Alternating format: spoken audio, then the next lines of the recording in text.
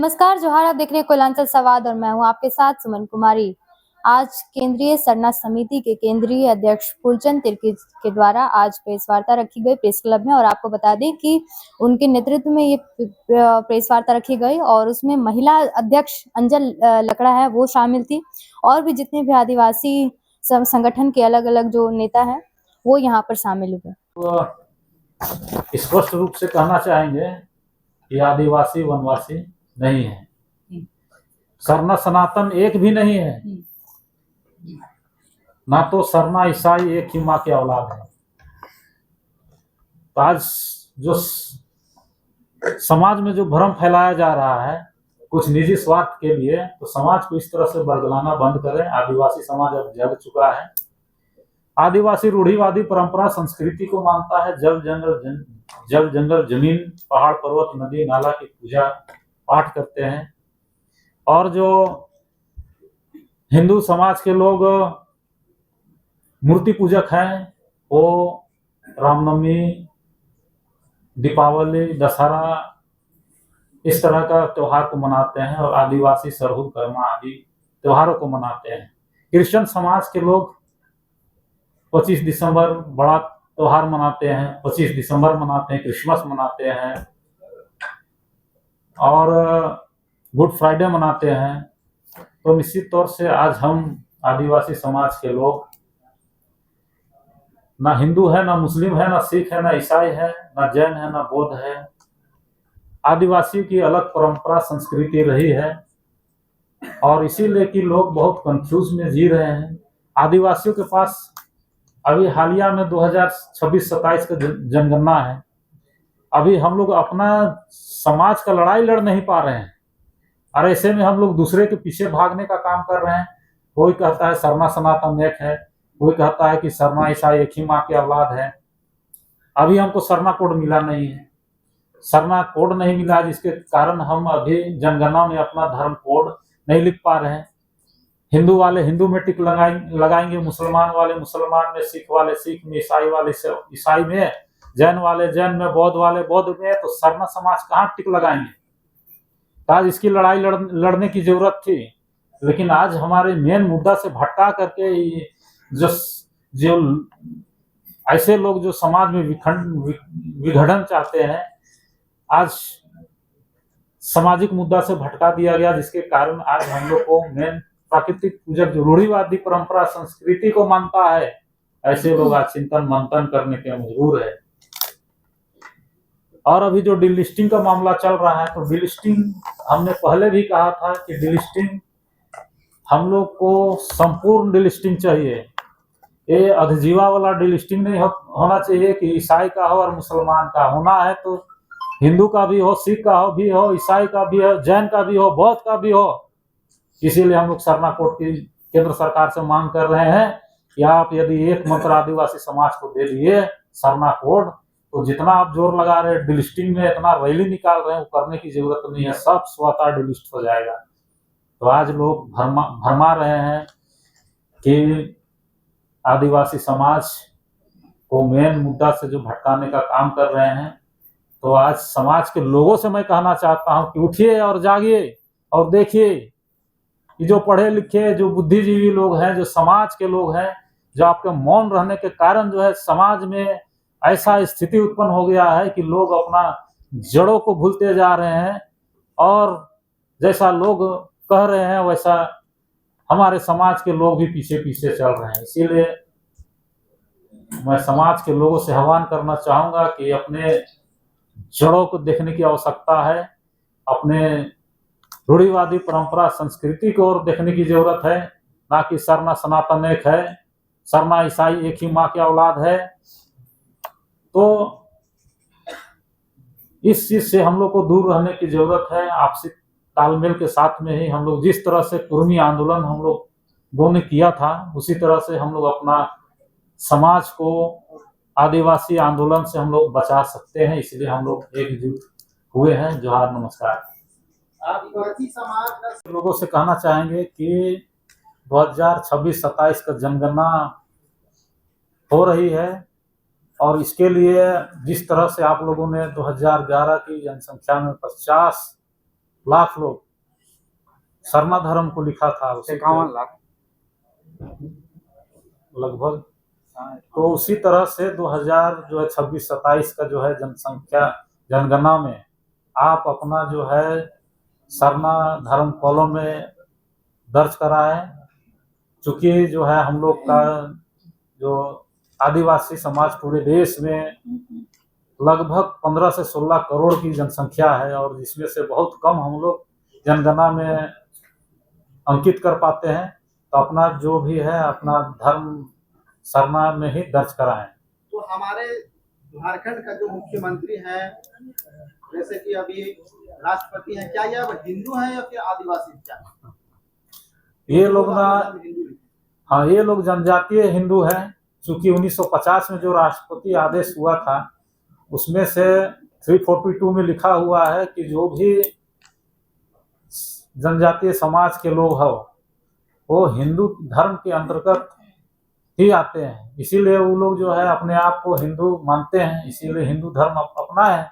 और हम लोग 1871 वाले उससे पहले वाले आदिवासी हैं, जो कि अंग्रेजों ने हम लोग को अपना वास्तविक धर्म दिया था कि आप अपने स्वतंत्र होकर अपना 1871 से हम लोग लिखते 1951 तक आए, इसीलिए हम लोग आदिवासी हैं। और 1950 वाला वो लोग जनजातीय हिंदू है, भारत सरकार का वो लोग आदिवासी है, और हम लोग जो है आदिकाल से रहने वाले आदिवासी है, इसीलिए अपना धर्म में आदिवासी और सरना लिखेंगे। तो क्या इस बात को मान रहे हैं कि झारखंड का मुख्यमंत्री हेमंत सोरेन हिंदू है? निश्चित तौर से जब भारतीय संविधान को मान रहे हैं तो जनजातीय 1950 वाला हिंदू है, जनजातीय हिंदू है, आदिवासी भी नहीं है लोग। आदिवासी तो हम लोग हैं जो कि हिंदू, मुस्लिम, सिख, ईसाई, जैन, बौद्ध कुछ भी नहीं हम लोग अंकित करते हैं। 50 लाख यदि सरना लिखे हैं तो मामूली बात है। तो हम लोग जानते हैं, हम लोग का जो बाप आजा दादा जो है बरसों बरस से रूढ़िवादी परंपरा संस्कृति को रखा है। 1871 में हम लोगों ने अपना अलग धर्म कॉलम लिखा था, हिंदू, मुस्लिम, सिख, ईसाई, जैन, बौद्ध के अलावा एबोरिजिन था, एनिमिस्ट था, ट्राइब था, ट्राइबल था। तो ये ऐसे हम लोग पूर्वजों के जो है हम लोग हैं जो कि हमारे पुरखा पूर्वज अपने आप को कभी ट्राइबल बोला, कभी एनिमिस्ट बोला, कभी जो है एब्रोजाइन कहा। लेकिन ये लोग 1950 वाले हिंदू है, जनजातीय हिंदू 1950 से ही लोग आदिवासी मानना शुरू किए। इसे पहले इस सब का बाप आजा दादा क्या था पता नहीं, इसीलिए हम लोग अपने आप को आदिवासी कहते हैं और ये लोग जनजातीय हिंदू बोलते हैं। बैठक है, उसमें क्या परिचर्चा हो रही है आदिवासी समाज को लेकर? देखिए, आज आप लोग सोशल मीडिया के माध्यम से देख रहे होंगे कि आदिवासी समाज के साथ में एक एक्सपेरिमेंट जैसा हो रहा है, प्रयोग। बहुत सारी चीजें, कहीं पर स्लोगन वार चल रहा है, कहीं पर स्टेटमेंट वार चल रहा है, कहीं कुछ चल रहा है। रूढ़ी परंपराओं के नाम पर बहुत सारे लोग बहुत सारे अनर्गल स्टेटमेंट्स दे रहे हैं, लेकिन एक्चुअल जो रूढ़ी परंपरा है और जो हमारे झारखंड में 13 ऐसे जिले हैं जो 5th शेड्यूल एरिया में आते हैं, उनके नियम, कानून और प्रावधानों के बारे में कोई नहीं बोल रहा है। सारे लोगों को जो है अपने अपने व्यक्तिगत स्वार्थ को लेकर, आदिवासी मुद्दे को लेकर सामने आ रहे हैं, चाहे वो पेशा को लेकर हो, चाहे वो सरना सनातन को लेकर हो, चाहे वो किसी भी बात को लेकर हो। किसी को भी ये चिंता नहीं है कि हमारा जो ये समाज किस तरफ जा रहा है। तो इसी विषय को लेकर आज हम लोगों ने एक प्रयास किया है और इस प्रेस वार्ता के माध्यम से हम लोग जितने भी देश के, जितने भी झारखंड के जितने भी संगठन हैं, उनको ये कहेंगे कि एक बैनर के तले आइए। ये अलग अलग, क्योंकि जैसा कि अंग्रेजों ने किया था ना, डिवाइड एंड रूल, वैसा ही चल रहा है। तो ये सारे हमारा एक ही मुद्दा है, हमारा उद्देश्य एक ही है। तो क्यों हम अलग अलग एक ही बैनर के तले आकर हमारे मुद्दों को मजबूती से रखें, ताकि जो चीजें हमारे साथ हो रही हैं वो आगे चल के ना हो। कौन कर रहे हैं ऐसा? किसके ऊपर आप आरोप लगा रहे हैं?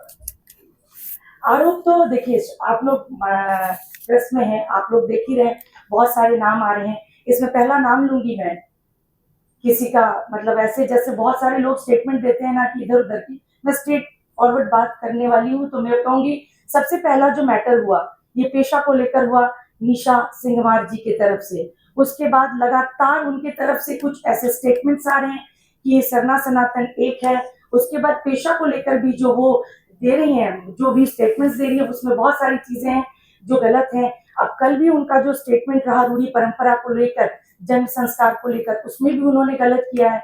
उसके बाद अभी जो दिल्ली में जो कार्यक्रम हुआ, वो तो रियली हम सभी आदिवासी समाज के लिए बहुत शॉकिंग था, जिसमें उन्होंने हमें सीधे मतलब हमसे पूछने की तो कोई आवश्यकता ही नहीं है। लोग हमारे जनजाति समाज की रूढ़ी परंपरा और इन सब चीजों को लेकर खुद ही डिसाइड कर लेते हैं। कभी सरना सनातन एक कर देते हैं, कभी कुछ करते हैं। अब तो हमें आदिवासी से सीधे वनवासी बना दिया गया है। जी मीसा जो है वो तो तथ्यों के क्या है? जी बिल्कुल, उन्होंने सही सवाल उठाया है कि जब कोई पाहन, उनको जो पाहनाई जमीन भी दी जाती है उसी वजह से कि वो उस संस्कार को, संस्कृति को वो मानते हैं, इसीलिए। तो जब उन्होंने उस चीज को छोड़ दिया, दूसरे धर्म को अपना लिया, तो उनको उसमें रहने का कोई अधिकार नहीं है। साथ ही साथ वो अगर इस बात को कह रही हैं तो उनको ये भी मानना चाहिए, क्योंकि उन्होंने भी अपने आदिवासी समाज को छोड़कर एक गैर आदिवासी समाज से उन्होंने शादी की है। और इसमें भी ये है कि उनको भी अपने नाम के पीछे उराव नहीं लगाना चाहिए, नाम के पीछे सिंहमार लगाना चाहिए। क्योंकि अगर देखा जाए, अभी अगर उनकी देखिए, उनके अदर कास्ट में शादी होने में एकदम पर्सनल चीज बोल रही, लेकिन ये भी समाज से जुड़ा है, इसीलिए बोल रही हूँ। क्योंकि लगातार जो है कि उसके पर्सनल व्यक्तिगत मतलब जो है पर हमला करती है कि वो अगर वो जन्म से अगर कोई ईसाई है, ये आदिवासी है, वो अगर ईसाई धर्म में कन्वर्ट हो जाता है तो भी आदिवासी है। अगर कोई महिला अगर आदिवासी है, अगर किसी अदर कास्ट से अगर शादी कर लेती है तो वो आदिवासी क्यों नहीं रहेगी? तो फिर ये तो आप लोग जो ये देख रहे हैं, ये मतलब ये आप लोग दो पैमाना जो लेकर के चल रही है। कौन सा दो पैमाना? मतलब एक जो कन्वर्ट हो रहा है जी, वो आदिवासी ही है जी, और जो अगर कोई अगर दूसरे धर्म में अगर शादी कर ले रही है वो आदिवासी से शादी। ये मैंने कभी स्टेटमेंट नहीं दिया, आप चेक कर लीजिए। आप क्या बोली मैं? वो अपने नाम के आगे इस्तेमाल। जी बिल्कुल, इसीलिए बोला, जिस तरह से आप ये क्वेश्चन कर रहे हैं, आप हो सकता है उनके बड़े समर्थक होंगे, लेकिन ये बात है जो आप लोग कहते हैं ना, डेमोग्राफी जो संथाल की चेंज हो रही है, क्यों आदिवासी महिलाओं से और बेटियों से शादी की जा रही है? इसीलिए की जा रही है। क्यों मैंने बोला कि उरांव शब्द को आप अपने मैंने उरांव जो सरने में आप अपने पीछे से हटा लीजिए, बिकॉज जब आप उरांव मुंडा हो संथाल कुछ भी आप लगाते हैं तो उसके लिए आपको कुछ आरक्षण भी मिलते हैं, कुछ लाभ भी होता है। तो जब आप उनको क्लियर नहीं करेंगे तो ऑब्वियस है आप लाभ ले रही हैं। अभी उनको पिछला जो कुछ प्रमोशन मिला है, क्या वो क्लियर कर सकती है कि वो प्रमोशन उस आरक्षण के ये पर नहीं हुआ है? तो ये जो आप लोग एक तरफ, आप लोग खुद भी जानते हैं कि किस तरह से डेमोग्राफिक चेंज हो रही है, हमारी आदिवासी महिलाओं से शादी की जा रही है और उसके बाद उनके सरनेम को नहीं चेंज करके उनको कहीं ना कहीं विधायक, सांसद, पंचायत, ये सारी चीजें की जा रही।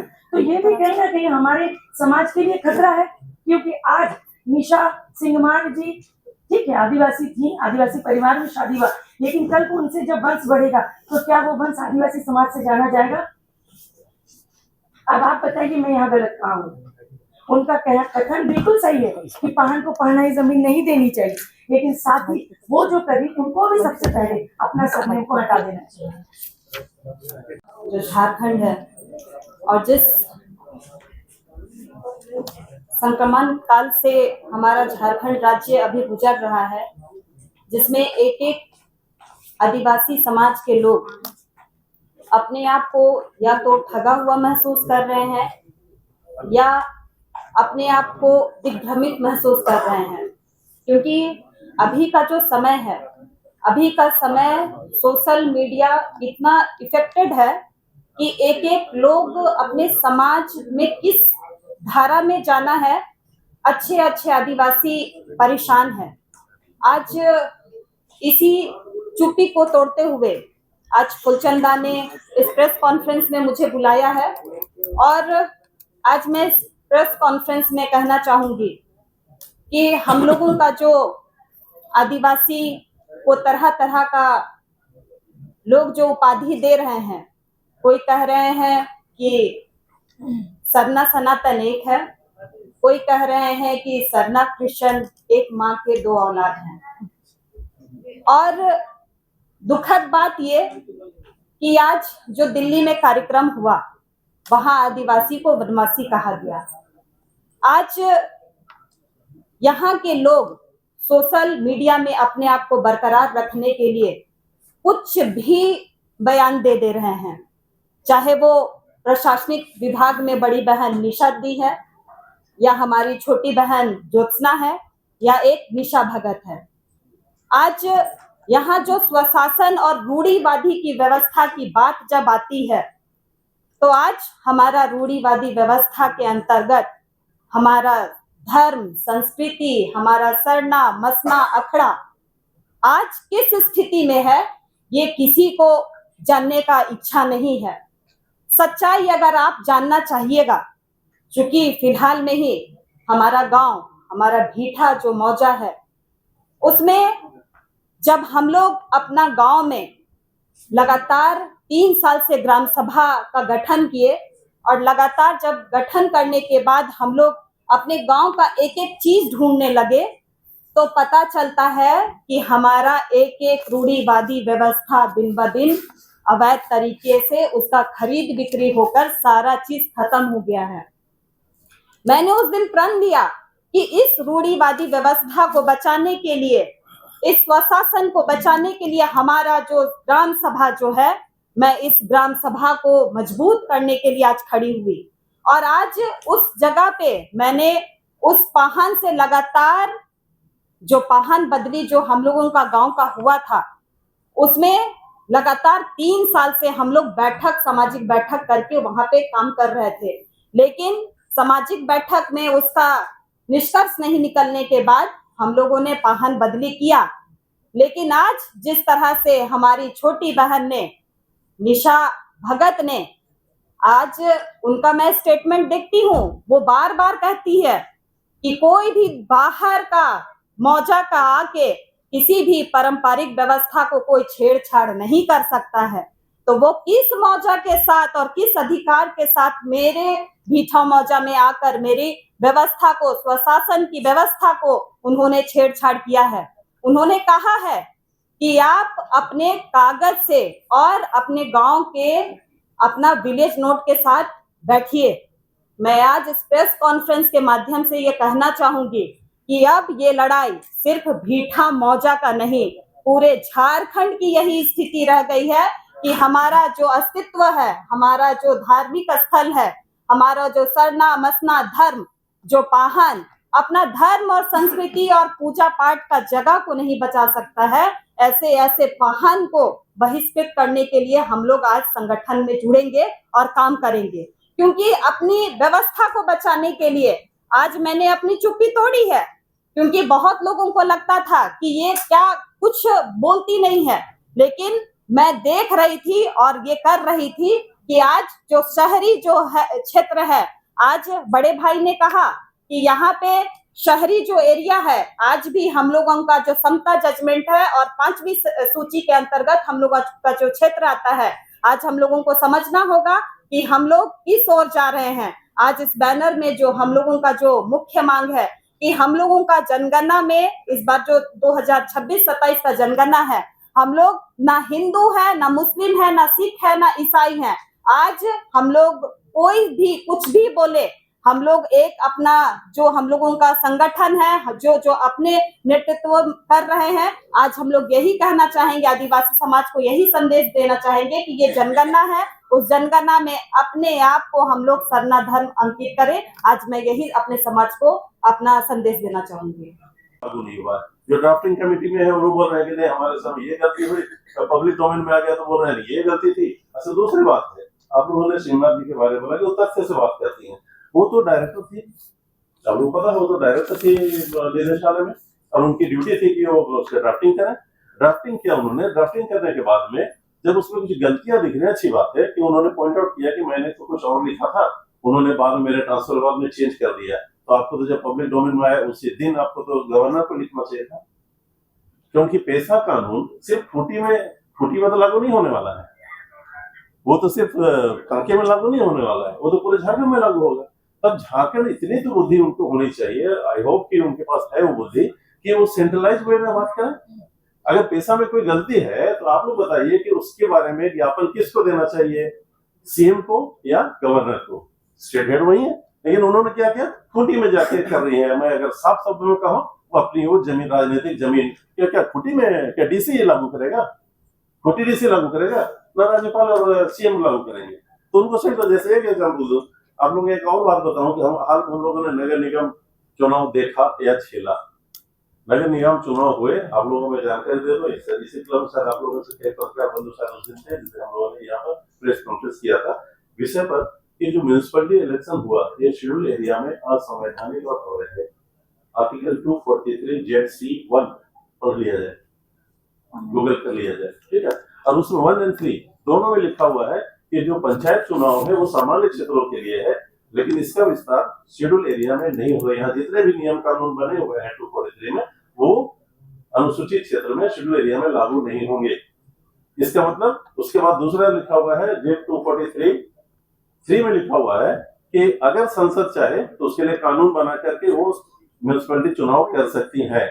लेकिन आदिवासियों को कैसे ठगा जाता है देखिए, आज तक मैं पूरी जिम्मेदारी के साथ बोल रहा हूँ कि आज तक पार्लियामेंट ने शेड्यूल एरिया में म्यूनिसिपैलिटी इलेक्शन कराने का कोई कानून आज तक पास नहीं किया। तो किस आधार पर, किस नियम के तहत पर हमारे यहाँ नगर पालिका चुनाव हुआ और इसका कितने आदिवासी नेताओं ने इसका विरोध किया। हम लोग कोर्ट में है, कोर्ट में गवर्नमेंट को कई बार नोटिस हो चुका है, 3 या 4 बार गवर्नमेंट की तरफ से नोटिस का जवाब उनसे देना नहीं बन पा रहा है, क्योंकि संविधान में लिखा उसको उलट कैसे सकते हैं, ये तो सिलेबस तो नहीं। चुनाव के लेकर के अफ्रीका समाज को कूद गया था, बोला चुनाव कर। देखिए मैं आपसे एक सवाल करता हूँ, आप अच्छा प्रश्न कर रहे हैं, लेकिन प्रश्न में ना आक्षेप मत कीजिए। आप ही का समाज रोशनी खल को मेरी बहन है क्या? नहीं, ये गलत ये क्वेश्चन मैं आपको बता रहा हूँ। रोशनी खल को जी कोर्ट में गई, उन्होंने मुझसे पूछ कर नहीं की क्यों, इसलिए इसका अच्छा वो मुझ पर क्यों ले रही है? आप ही का समाज मेरे ही समाज से तो 3 लोग हैं जो गलत कर रहे हैं। क्या कर रहे हैं लोग? नाच रहे, ढोल रहे हैं, निशा उड़ाओ जिनके बारे में हम लोगों ने क्यों ने कहा था कि तथ्य पर बात कर रही है। अगर वो इतनी जानकार है पेशा के बारे में तो उन्हें ये भी पता चलना चाहिए कि नगर पालिका चुनाव शेड्यूल एरिया में अवैध है। तो जब जिस दिन नगर पालिका चुनाव हुआ उन्होंने बड़ा अच्छे से ये स्नेहिंग दिखा रहे हैं कि देखिए मैं भी लोकतंत्र की पहरेदार, मैंने ये लिया। उनको ये नहीं पता था कि यहाँ शेड्यूल एरिया में म्यूनिसिपैलिटी इलेक्शन गलत है। वो तो गलत है, वो तो मेरे ही समाज की थी। अब क्या करूं, उनकी जिम्मेदारी मैं नहीं ले सकता। हम समाज में बहुत सारे लोग हैं, सारे की जिम्मेदारी थोड़ी ले सकते हैं। हम लोग यहाँ बैठे हैं, किसी मुद्दे पर चर्चा कर रहे हैं। अब ये म्यूनिसिपैलिटी इलेक्शन को लेकर हम कोर्ट में है। मेरे ख्याल से 19 जून को लास्ट डेट दिया गया है गवर्नमेंट को, राज्य सरकार को। अगर वो जवाब दे पाए तो ठीक है, गवर्नर साहब को सीधे हाथ खड़ा कर दिए। हम लोग दोनों गए थे। ये मैं बात क्यों नहीं उठाया, मैं क्यों उठाया कि देखिए जब अगर शेड्यूल एरिया में म्यूनिसिपैलिटी इलेक्शन अवैध है तो उसके लिए हम लोग बात कहाँ करेंगे? गवर्नर को, क्योंकि governor is the custodian of schedule area, ठीक है। और ट्राइबल इंटरेस्ट को लेके भी वो है। टीएसी कहाँ है? मैं ये भी आपके सबके चैनल के माध्यम से पूछ रहा हूँ कि ट्राइबल एडवाइजरी कहाँ है? इतने ऐसे मुद्दों पर वो सारे लोग घूमे, तभी 20 लोग बैठते हैं, यहाँ बैठते हैं। 1 साल में कितनी बैठक होती है किसी को पता नहीं। ट्राइबल सब प्लान कहाँ जाता है किसी को पता नहीं है। ट्राइबल सब प्लान का पैसा सिर्फ ट्राइबल इंटरेस्ट में खर्च होने हैं, उनका पैसा यहाँ वहाँ दूसरी योजनाओं में चला जाता है। मुझे तो डाउट है कि नया सम्मान में भी चला जाता होगा वर्तमान सरकार के द्वारा। तो मैं पिछले अगर 50 साल का ट्राइबल सब प्लान का हिसाब किताब पूछा, ये सब मुद्दे हैं। हम लोग आप लोगों से भी निवेदन करेंगे और हमारे पूरे झारखंड के हमारे जितने भी बुद्धिजीवी हैं उन लोगों से हम लोग निवेदन करेंगे कि जो संविधान में और जितने भी जजमेंट्स के माध्यम से जितने भी अधिकार आदिवासी समाज के हित के लिए हैं वो सारे मुद्दे बहुत इंपॉर्टेंट है। उन मुद्दों पर कोई व्यक्तिगत स्वार्थ किसी का नहीं है और इस पर हम लोग अगर एक मंच पर आकर के अगर हम लोग इस पर बात करें, इसको लेकर जो भी संवैधानिक लड़ाई लड़नी है संवैधानिक लड़ाई, न्यायिक लड़ाई लड़नी हो तो जुडिशल में हम लोग जाएंगे। इस तरह से करके बेहतर झारखंड बना सके और बेहतर, चूंकि आदिवासी राज्य रहा है, आदिवासी समाज इसके लिए अपने बहुत प्राणों की आहुति दी है आदिवासी नेताओं ने और हमारे स्वतंत्रता सेनानियों ने। उनको सही श्रद्धांजलि तभी होगी जब हम लोग छोटी छोटी बातों से ऊपर उठकर, और इसमें आप पत्रकार बंधुओं की भी बहुत बड़ी जिम्मेवारी है। आप लोगों से आग्रह है कि जो सस्ती लोकप्रियता के पीछे बाइट्स लेने के लिए ना भागकर हम लोग जो ज्वलंत मुद्दे हैं उन पर कहीं अगर बात होती है तो उसको कवरेज किया जाए। जी धन्यवाद। पहले जितने भी दर्शक हैं, जितने भी श्रोतागण हैं, सभी को मेरी ओर से जय जोहार, जय धर्मेश।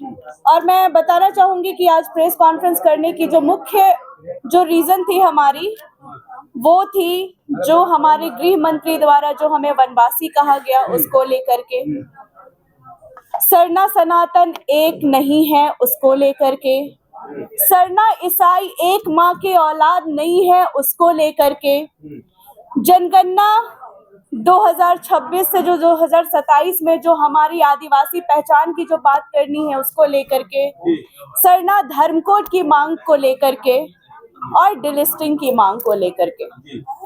तो सबसे पहले जो हम बात करने पे आएंगे वो है वनवासी।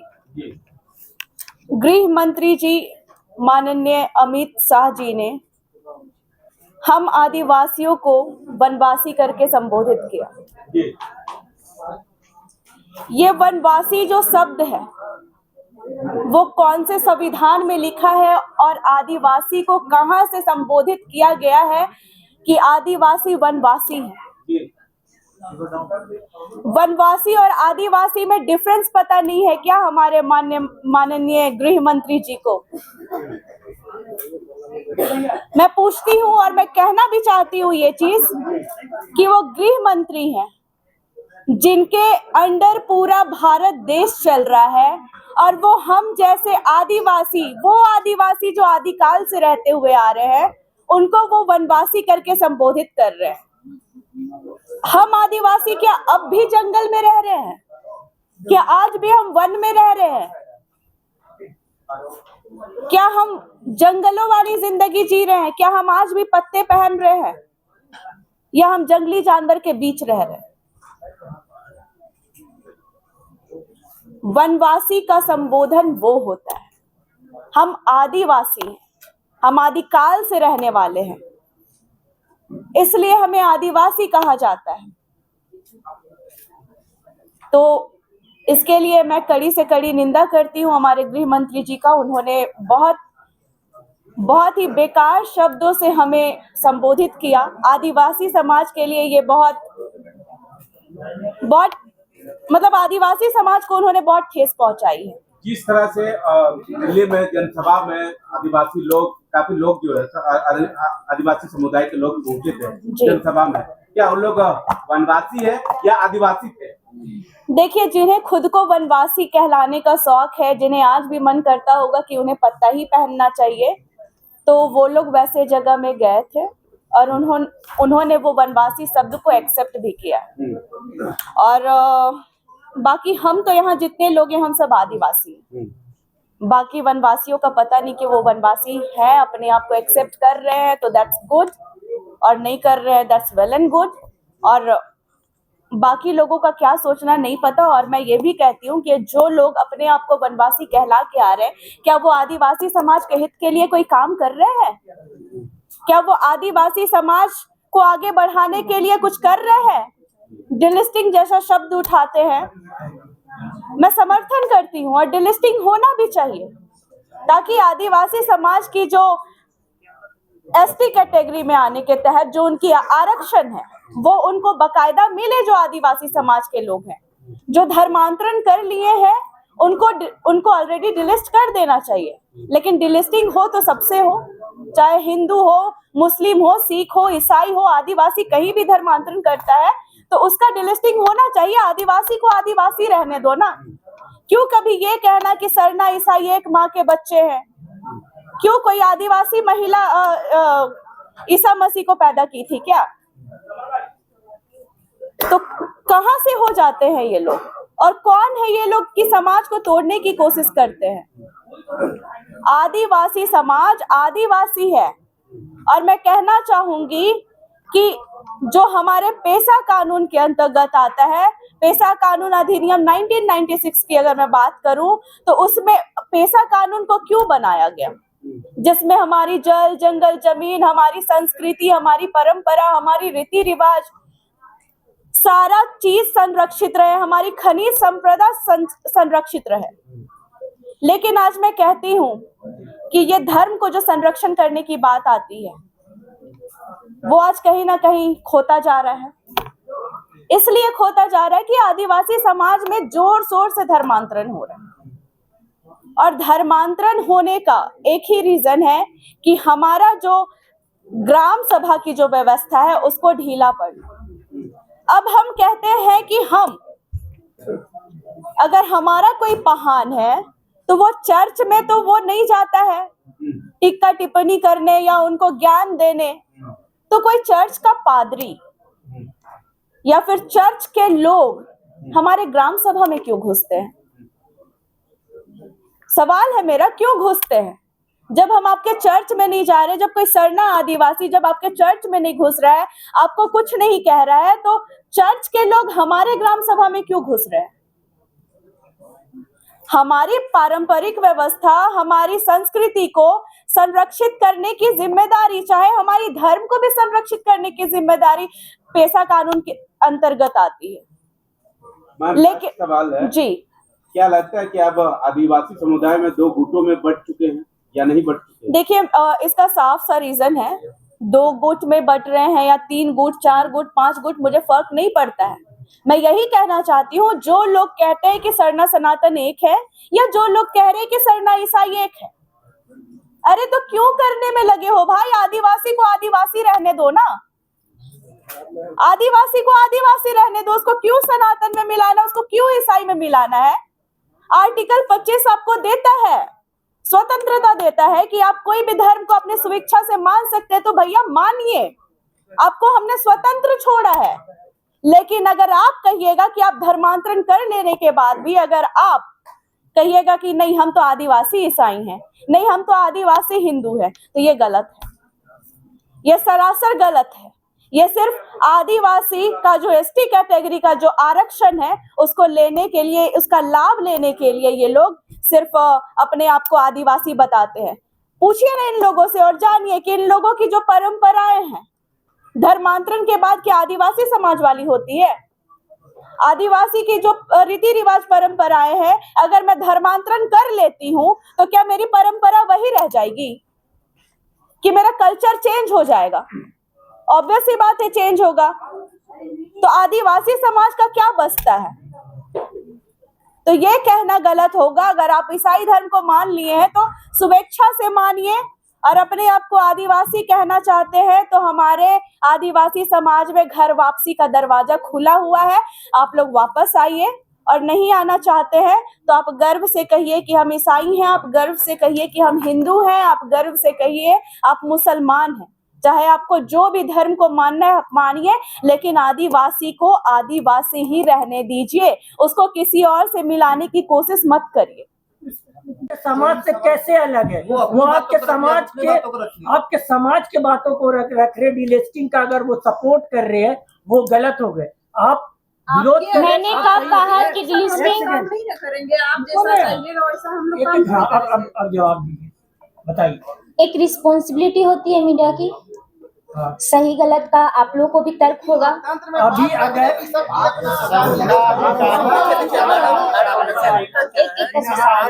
एक करके सवाल कीजिए। आप लोग का भी कर्तव्य निर्वाहन बनता है कि नहीं कि सही चीजों को हम लोग करें। आपका समाज लड़ रहा है, आपका समाज को पूरा हिंदुस्तान इसमें निर्वाहन है कि नहीं, इसमें गलत है या नहीं है बोल के आपकी जिम्मेदारी है अपने समाज को बचाना।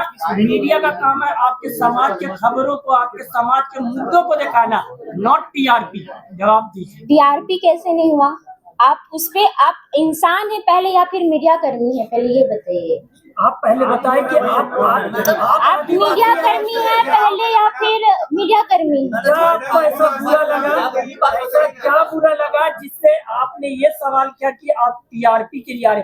पूरा का पूरा हिंदुस्तान से लेकर पूरा वर्ल्ड में टीआरपी ही से चलता है कोई चैनल का पहचान। टीआरपी से चलता है, बिल्कुल चलता है, लेकिन मेरा कहना ये है कि उन बातों को जो समाज को तोड़ने को लेकर के है, आप उन चीजों को बढ़ावा मत दीजिए। भले आप पक्ष दिखाइए, बिल्कुल पक्ष दिखाइए, लेकिन वैसी चीजों को आप बढ़ावा मत दीजिए जो हमारा जो झारखंड की जो अस्मिता है, पहचान है, जो भाई भैया हम मूलवासी निवासी की बात करते हैं, वो चीज तोड़ना नहीं चाहिए। और ये जो लगातार मीडिया आप बोल रहे कि हम पक्ष दिखा रहे, बिल्कुल आप दिखा रहे हैं, लेकिन हम लोग नहीं तोड़ रहे हैं, आप ही लोगों का अलग अलग आपका सवाल बनता है कि नहीं बनता है? आपका सवाल बनता है कि नहीं?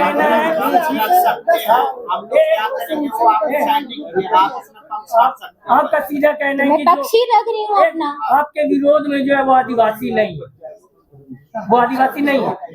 आपका सवाल पहले क्या है ये आपने बताइए। कहा ना कि मीडिया तोड़ मरोड़ के उस पक्ष को दिखा रही है, झारखंड की जो अस्तित्व को उसको खतरा हो रहा है, जो भी आदिवासियों को खतरा हो रहा है, तो आपका सीधा कहना है कि वो आदिवासी ने जिनका पक्ष ले रही है मीडिया अगर मैंने कब कहा कि आदिवासी नहीं है? मैंने कहा कि जो गलत चीजें नैरेटिव जो लगातार फैल रही हैं उस पर आप कैसे मीडिया सही है? का भी निर्वाहन बनता है कि सही चीजों को हम लोग दिखाएं, आप ये कैसे- नहीं कि कुछ वर्ड आप कैसे सही है? आप कैसे सही है? आप सही है, बताइए, आप सही है। तो मेरा ऐसा कोई बयान दीजिए, कोई ऐसा बयान दीजिए मैंने जो लोगों को तोड़ने के लिए कहा, कोई ऐसा मेरा बयान बताइए जिन्होंने मैंने हर जाति समुदाय को बांटा। आप मुझे बताइए कि आपको मेरा पक्ष क्यों नहीं दिखाना चाहिए?